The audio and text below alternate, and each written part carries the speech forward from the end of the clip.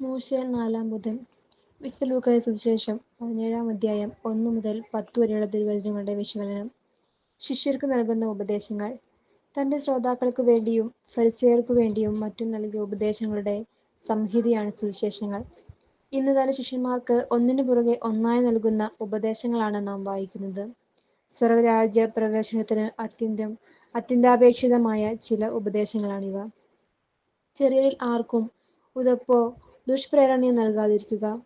നീ സ്വർഗരാജ്യത്തിൽ പ്രവേശിക്കുന്നില്ല എന്നു മാത്രമല്ല, ഈ ചെറിയവരെയും അകത്തു പ്രവേശിക്കാൻ നീ തടസ്സമാകുന്നു. അവസാനം നിങ്ങൾ അവനെ ഇരട്ടി നരകസന്തതിയാക്കി തീർക്കുന്നു. നിനക്കെതിരെ എത്ര വലിയ ദ്രോഹം ചെയ്താലും അവനെതിരെ പ്രതികരിക്കരുത്. പ്രാർത്ഥിക്കുകയല്ലാതെ ശപിക്കരുത്. പാതാളത്തോളം താഴ്ന്നു ക്ഷമിക്കുക. എത്ര പ്രാവശ്യം ക്ഷമിക്കണം? 70 പ്രാവശ്യം. മത്തായി 18:22. 70 പ്രാവശ്യം 7 ഗുണിച്ചാൽ മനുഷ്യൻ ഇന്നുവരെ കണ്ടുപിടിച്ച എല്ലാ സംഖ്യയേക്കാൾ വലുതായിരിക്കും. അതിരുകൾ വായിക്കാത്ത ക്ഷമയാണ് ക്രിസ്തുശിഷ്യൻ അഭ്യസിക്കേണ്ടത്. ഇത് അവന്റെ ഒഴികഴിവില്ലാത്ത കടമയാണത്രേ.